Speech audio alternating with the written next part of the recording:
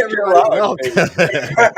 on this beautiful Tuesday morning to Sales Chatter. So here's the question. How do you sell something nobody's ever heard of before? To the HPLS podcast. Live, relevant, and high performance information, conversations, and education weekly.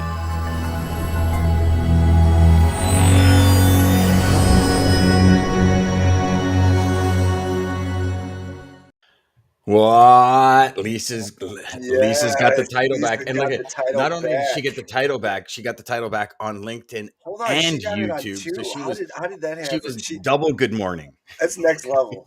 Lisa. Next level. Hey, you must have Let's both. go for no twice. Let's find out. What it do, boys? Hey, good morning, everybody.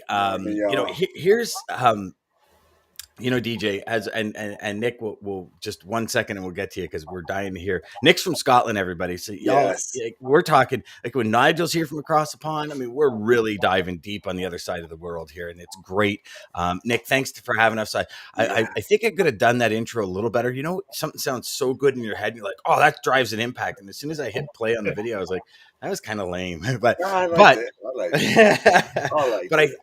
do think the conversation today is going to drive home some serious value. So, Nick, after you and I spoke 2 weeks ago, I believe it was now, 2 or 3 weeks ago now, I was very impressed. And I know our conversation took a turn as to how in the heck do you sell this thing in the market? And that's really what we want to dive into today. So can you share with the audience a little bit about yourself, a little bit about your products and service, and then we'll kind of dive into that. How in the hell do you sell something that's never been sold before? 100%. It was thanks again for having me on. Yeah, it was like a good conversation last, was it 2 weeks ago? So I hope the dogs are not going to disturb today's call. Right? They're not even in the room.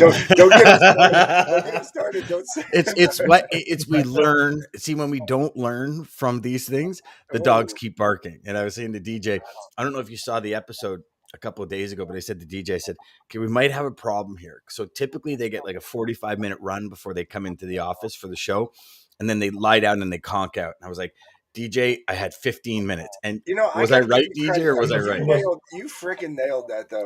You knew. It was like clockwork. It really was. It really was. And that's in sales, that is the thing, right? You try something, you're like, it didn't work. Okay, you redo it, it works.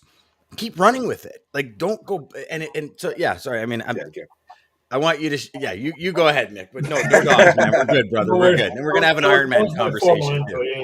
Yeah. So, so I'm Nick. I've got the Nick Roemer, all the way across the pond here in Scotland. Originally from Holland. Well, we should actually say the Netherlands, right? But came across here in Scotland around 10 years ago, I think. And got involved with Cybers 21, right? And at that point, when I got involved, initially, it was nobody heard of it, right? And I was like, why has nobody heard of this? Made no sense to me because on paper, that was gold dust. And so I started with the guys, and we grew it and grew it and grew it. And I said, there's a certain path we need to take. And that's what we did. And probably 5 years later, this is where we are right now, at the brink of probably, knocking on some doors in other geographical areas. And that's why we're probably on the call right now, across the pond. I think that's where it started, making sure that we tackled exactly who's our target audience, and do we actually know the people inside this industry. It was great that what we had, but no, like you said, how do you sell something nobody had heard of? But then the other thing is, do we actually know the people that we're going to sell this to? So that's the main end, the fuel industry. So that's where we came from. So that's why I'm landed here today with you guys. So what was the biggest challenge to break through into a market like logistics and like trucking? Not logistics, like trucking. So I think from no matter what it is you do, no matter what it is that you have, your product or service can be the best thing since sliced bread, right? But if you don't understand the industry, one, if you don't understand the people within the industry, not just the industry, I can know all the technical terms, but if you don't understand the people and how they react to things and what they're like, first get to know your people, right? Before you even start thinking of like selling your product. And I think initially that was quite frustrating because when I used to be in sales, it was direct sales. People, what I was selling before was like I knew people wanted, but it was software, what it was retail, what it was like people came for something, right? So Yeah. like it's an easy sell. Yeah. But how do you sell something that people actually don't know is out there? They need it, when you talk about it, of course they need it. But until then, just make sure you understand the industry first, and that's probably the frustrating point and the challenge, because that takes time. You can't just bombard an industry and say like, "Look what we've got," because they will knock you out the industry as quick as you came in. That's Now what? interesting. Now, Nick, Go ahead. what helped you? What helped you guys pinpoint your target audience? What helped you navigate that and really find who you're going to be working with or who to target with this Well, new product? the biggest thing when we first started it was like, okay, so we need to find, because the application that we have with Cybers 21 isn't what. So first of all, when people even, what the hell is Cybers 21? What does these guys do? So it's a Well, retro. actually, that's how you landed on the show, because when we were talking about it, you said it, and I was like, "What is that?" I'm like, "Nick, we got to connect. I want to know what this is." So it's interesting how you led with that hook, Yeah, and like you caught me. I was like that fish that's like, "Oh, yeah, I'm in. Let me tell me about it." You know what I mean? yeah, I And had DJ, a, like we talk about this. How do you hook? Close the And pod. yeah. So Hayden will get that for sure because he's a fisherman person, fishing guy. I don't know. Whatever. Go ahead, Nick. yeah. So what is it we do? Like the main thing is like a retrofit company that targets the diesel engines, and we burn diesel fuel more holistically. So I've said it before, where I always put this on a layman term, saying like, if you have a big bonfire, you throw a tree trunk on it, that will burn on the outside. Tomorrow morning you come back, it's charred on the outside, and it's unburned on the inside. That's the same with diesel. The black smoke that comes out of the end out of the exhaust, that's unburned diesel. So what we do is we actually introduce a tiny amount of gas, liquid petroleum gas, or any other gas, and that actually creates like an environment for the diesel molecule to burn more efficiently and actually more holistically. So we burn more of the same molecule that's getting burned right now. So go back to that bonfire. Chop that tree trunk in tiny little pieces, throw it on the bonfire, and tomorrow morning there's nothing left. That will all burn up. So basically, that's what we do. And yeah, so where do we get to with that? It's like the hook, making sure that we target as what we were you're trying to get to, DJ. It's like it's applicable to every diesel engine, whether it's a generator, whether it's a train, whether it's a marine vessel, whether it's a truck, whether it's a. So we were like, okay, what's the best and niche market that we can tackle that needs this the most right now? That is the closest to what we were doing, and trucking was just the one that we pinpointed, and like we knew that it was an industry that's like it was heavily on there, like the CO2 reduction. Cars is one thing, but what we were doing with trucks is like it's slightly different. So we were like, okay, trucking is the niche that we need to go after, and the rest will follow at some point. But the trucking is the industry we need to go after. So, Wow. Nick, Okay. when as you're sharing those details, my sales brain starts kicking in Yeah. and saying, okay, and so everybody that's watching, listening, logistics, software, I don't care what sales you are, you're dealing with a couple of points there. So one, warranty. How does this impact the warranty? Two, maintenance. How does it get maintained? So like these are probably like the first two questions that three, does it work? Right? Like, let's be real because you're trying to sell something. So you have untested markets that say, okay, what about my warranty? If I put this in my warranty, like, is it going to burn out turbos? Is it going to burn this out? Is it going to burn that out? Two, what happens if something goes wrong? Like from a North American market, you're in Scotland.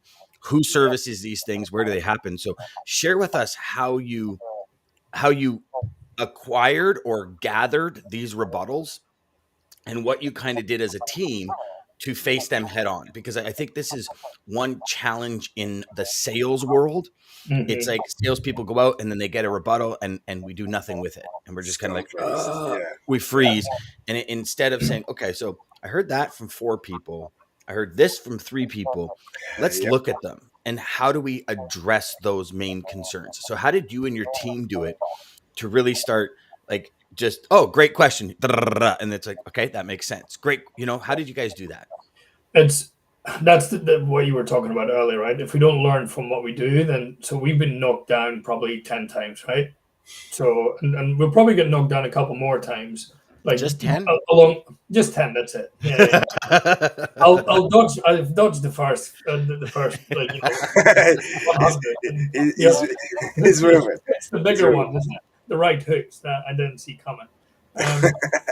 It is exactly those things. So when it comes to warranty, we've got that sorted, right? So we hold like a drivetrain warranty, and we for the trials we hold a bumper to bumper warranty, right?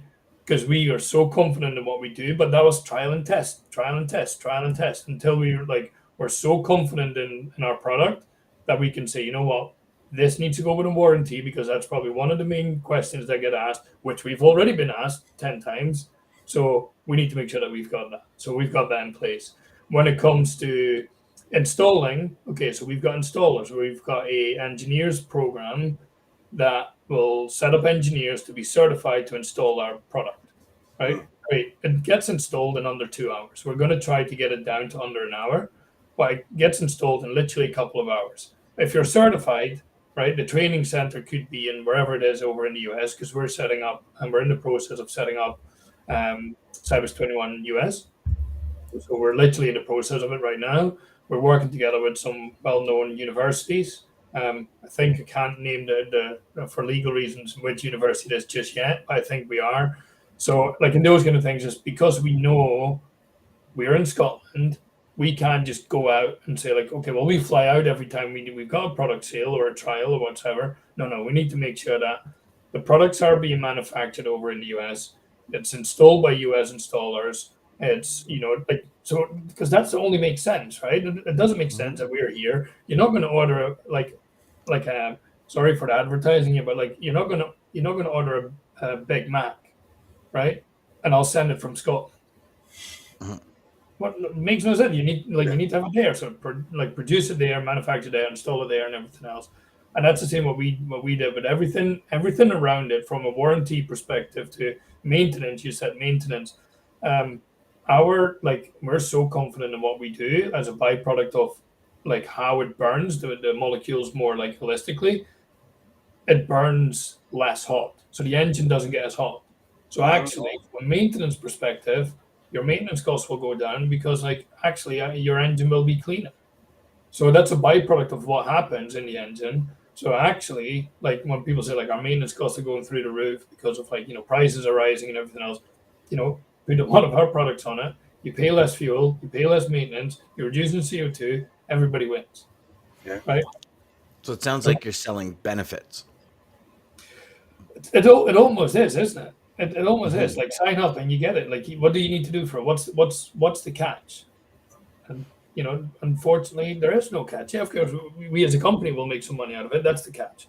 But other than that, Well, other but than that, if a company doesn't make money, they're not around. So making money is a Yeah, byproduct there's no of catch to adding that. value, right? So Everybody's got there's no catch to that. You have to make money. yeah, uh, sorry, we're not a charity. No. yeah. Yeah, So yeah. it's Now so what? when go ahead, DJ. Go ahead. I Sorry, was brother. just, so it burns through, and I understand that. So you're not getting this cleaner with all of that. But what is the? I mean, is it adding more fuel efficiency? Does it add more? What is it adding So, as far as that so goes? actually, because like we're not injecting it, we're introducing it. So that's like there's a big difference. Like, don't ask me the exact difference. That's our technical head of Yeah, yeah. technical who deals That's with too that kind of technical. stuff. We don't need that information anyway. Right? In sales, we need to understand how it works, but not really like into the finer detail. Yes, That's what yes. they're for. But that's exactly so. So because we're introducing a tiny amount of liquid petroleum gas, of any other gas, um, from the air intake, and it actually gets controlled by the ECU that controls how much goes in, like depending on how much like you're Okay. required. So Okay. it's a constant, but a variable. And then what does that do? It makes sure that it's optimized at all times. Like so many times per second, it can kind of calculate it. Wow. And in that sense, what does it do? Okay, well, a minimum of around we've seen 15 to 20%. We're targeting around 30% of fuel savings. That's kind of like where we want to go. Marine, we can see that even going higher to 40, 50%. But until we've done the final testing, we don't know. It's theory, but like in trucks, we've seen it 15 to 18 to 22%. So we're targeting even further with our Gen 2. And so what else does it do? Then you get your maintenance because it burns less hot, so therefore like less maintenance, and actually as a byproduct as well, there's actually a boost in performance. That's not really like what we're promoting, it's a byproduct, but yeah, you see a boost in that as well. So it's Because actually it's like, cleaner, right? I mean, in the end, it's cleaner. Yeah. yeah, you can So make like, I don't know what the equivalent is over in the US. Like here we've got like Euro 5s, but in certain like clean zones you need to be Euro 6. If you're a Euro 5 and you put a product on it, that turns into a Euro 6, from a clean perspective. So you can all of a sudden in a clean zone, you can just drive without any penalties. wow. So, I as I'm listening to you, Nick, I'm saying, shit, that's a killer product. And I don't get me wrong, I am, and for everyone watching this, I'm not a mechanic. I understand the components of engines. I've kind of put pistons in and all that kind of stuff on my snowmobile and stuff, but I'm not an engine guy. But as soon as you say gas in a diesel engine, my stomach turns. Mm, And and here's kind of what I'd really like you to address specifically, because I think it's going to help. When you say something like 20, 30% fuel savings, that's a huge claim. And Mhm, and correct me if I'm wrong, but I'm willing to bet people are like, come on, man, really? mhm. And have you ever had kind of that you're putting gas in a diesel engine, like from mechanics or anybody, or do they understand that more that you can in a diesel? Because Yeah, I've but seen people because that we're not said, putting it where it, well, it gets into. Sorry, yeah, Lee. I think I understand. So it goes through the air intake, so it's never Yeah, really going into the engine, anyways. no, It's kind of like a blend, is what it's doing. So it's it's it. right. Yeah, exactly. It's where the diesel gets introduced and the air gets introduced, and then Yeah. we introduce it like literally 4.7%, I think it is at the moment, Mm, which roughly what it is. We're trying to get that down to less than 4% of mhm. gas, just Okay. as an additive for the air mixture, to actually for the molecules to all of a sudden they're all of a sudden behave irregular, rather Mm, than they're not as comfortable anymore, so they kind of split up in smaller pieces, and therefore you get like and because it's such a tiny amount of gas, like it's not like huge amount of gas and everything else. It's not like a dual fuels, because we've seen them ones, or the LPG conversions or the gas conversion. It's not nothing like it. It's a small gas tank that goes on the back of the truck, and if the gas runs out, that's fine. It switches itself off, and you just drive like normal. yeah. You just so don't get your 20% fuel saving. It's I'm I'm really trying to turn this back, and I'm sure both of you could tell based on my line of questioning here to add some serious value. yeah. You know, um, it's you've got all of these new introductions with this product. Mhm. So what were some of the starting point with you and your team, your marketing team, your sales team to say, like, Mm, listen, guys, we're introducing something here. How do we sell this? And not only how do we sell it, how do we work as a team and collaborate on a lot of the challenges that salespeople see and so on and so forth. And I'd like you to get really granular to really help the listeners out, um, because I think that is critical when it comes to like what we do, how we do it, what are the benefits we work with, because I've heard a ton of benefits. Did they stick, like all of that? So if you can dive granular for us, I think it'll really add some value. And I'm sorry, I know, guys, gentlemen, both of you, I keep coming back to this. It's just I'm trying to get to the answer, and I haven't heard it yet. Okay. I wonder if I keep going and it's in there somewhere. But No, that's okay. I'll keep coming back to it, Nick. Don't worry about it. But I see you're very, you know what it is? I see you're very passionate about the product, and you love the results, and that is key, right? Because results drive everything, even in on every end of logistics. It's for us, it's more of an information passing, but the results we get for our customers drive everything. But I also know, as a salesperson, that techno babbles a lot. I'm always trying to dive into that real meat and the juice of everything, because I'm helping it for me to get better, for DJ to get better, and for every listener to get better. So you're doing awesome, brother. It's just I'm trying to dive a little deeper, and I'm trying to get inside the concepts and the strategies and the product to say, what's the nucleus of the sales call? Like, 20% fuel savings, you're going to hook a lot of people, especially a lot of like clients managers and maintenance managers and owners of a 20% fuel saving. So it's a great hook, but there's a whole lot of meat and potatoes behind that hook in order to keep the fish on the line, right? Or a whole lot of whatever. Exactly. Well, to go with that, right? To go with your fish analogy, right? Like everybody can throw out a line, right? Yes. So in that sense, it's like everybody can throw out a line, so everybody can do that in that sense where it's like, yeah, right. That's your sales call, your cold call, you're reaching out to people whatsoever, right?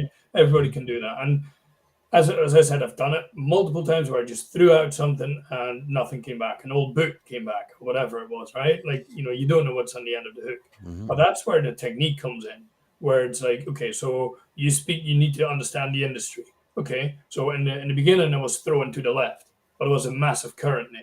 People weren't listening. Okay, I'm throwing it to the right and see what's happening there. And that's understanding as well the people. Initially, at the very start, we were tackling fleet managers, right? And at the very, very start, because we thought these are the guys dealing with the engines. These are the guys that we need to talk to, which, I'm not saying was completely incorrect, but they were not the decision makers if that product was going to be assembled on their trucks or not. It was more from a slightly up the way where a financial manager, like whether it's a CFO or a forward-thinking CEO, is saying, well, this is what we're getting dealt with, whether the environment or the cost or whatever. Okay, so therefore, I took my fishing rod back in, threw it back out again, and started tackling like CFOs and CEOs. They're not the guys that you get on a call with straight away. So again, I needed to rein back and started a bit closer and the start of the pond, the smaller fish, and started going there and making sure that people understood what we were doing. The actual truck drivers, right? The guys are driving the trucks. The guys are there. Maybe some of the guys are doing the maintenance, but they're not the fleet manager. Understanding it, yeah, that makes sense. Let me have a chat. So all of a sudden, when these people start talking, and from a social media perspective, and just me reaching out to a lot of people, including you guys, in that sense, where it's like, okay, well, more people need to understand it, more people need to hear about it, and if you just like I said, if I was just blindly just keep going at the fleet managers, and why are they saying no? It's because they were not the decision makers. They've done something for so long that they're like, no, no, no, no, no. Oh, and I'm quite excited. Some people even said, no, I'm quite excited about finally getting our electric trucks. Okay, but the CFO is saying, yeah, but that's 2 times the price of one truck, And then the CEO is saying, yeah, but like we've not really investigated this, and this. So from a team's perspective, and our team is not that big just yet, where we've been able to keep it quite small right now. That was just falling and getting back up, falling and getting back up, and seeing, and even like we had that conversation. Who do you actually speak to? Who do you actually speak to at the start? Do you go to like the bigger guys? Do you go to the smaller guys? So Absolutely message, right, Lisa. Lisa Right said it. message, wrong people. And Bingo. this is the And meat and potatoes I it's was that whole trying to get story at, of Nick. it's the whole story of the old car, and they tell them to take it to, take it to the pawn shop, take it to the used car dealership, take it to the antique. It's just finding the right Exactly. Mm. that's going to value what you got. Yeah.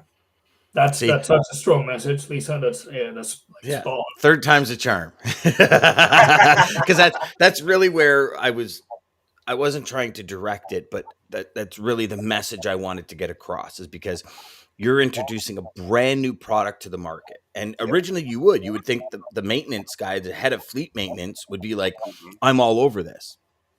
But it's a savings, right? Like we, every time I give a demonstration of C-level selling, I share the biggest part of it is not everybody in logistics is going to go to the CEO. Like if Mm-hmm. you want to sell from the top, right? If you want to sell from the C-level down, you might have a consolidated product that's really going to help a company, but it's going to be a massive savings. You would start with the CFO because they talk savings, they talk numbers if you can back it up, right? Or if you've got a product or service that is a marketing product or service, you go to the CMO, where it's like, hey, when we do this, we can market your company better. So there's all different levels that we start at. And I love the fact that you said, hey guys, we started with the fleet manager, because most people think start with the traffic manager. Sometimes that's Exactly. the Yep. worst place to Shipping start. manager, traffic manager. Yep. Yeah. And sometimes it's a worse place to start because A, they're on their way out. B, they hate their job. They're just doing enough to get by. Like, and some Yes. aren't, but And some they don't are. want to add anything to the mix. Exactly. And you spend months selling this person, and they're like, okay, let me go talk to my boss. And you're like, what?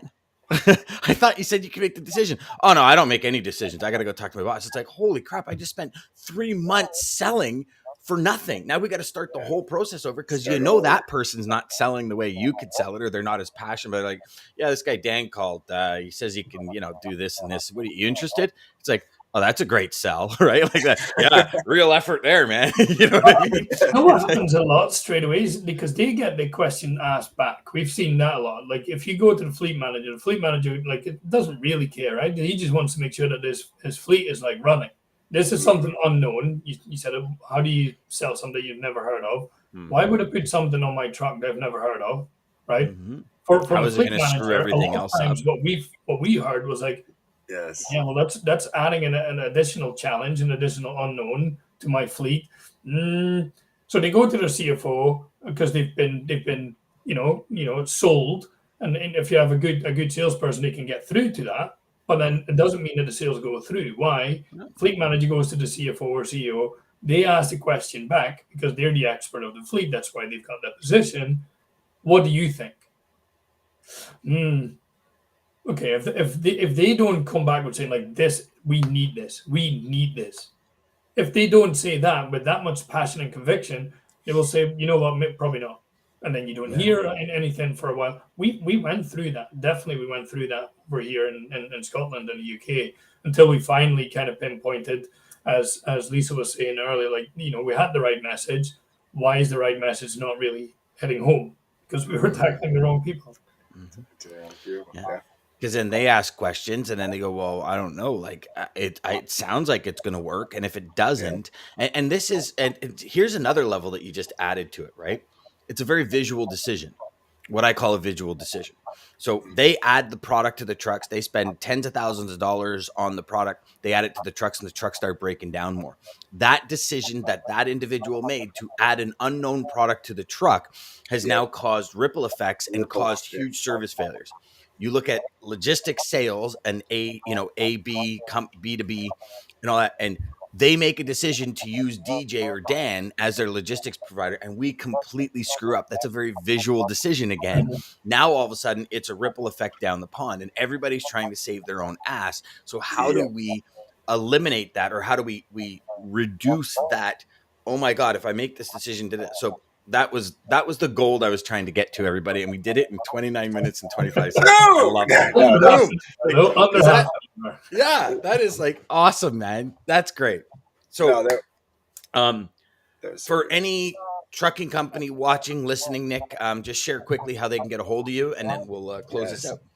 Probably the best thing is LinkedIn is probably the best place, or look online, www.cybus21.com, or just look me up on LinkedIn, Nick Roemer or Cybus21.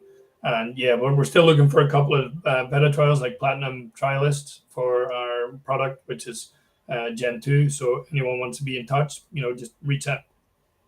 Okay, done.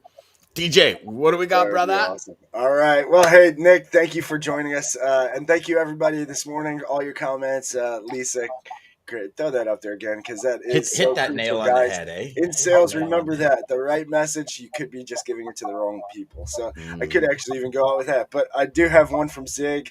I really like this one, so I got to go out.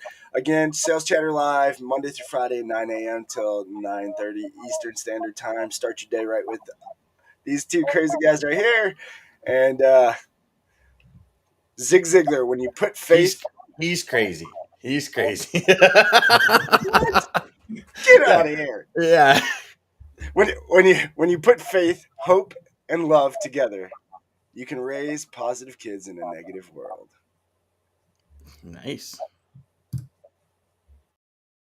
To the HPLS podcast. Live, relevant, and high performance information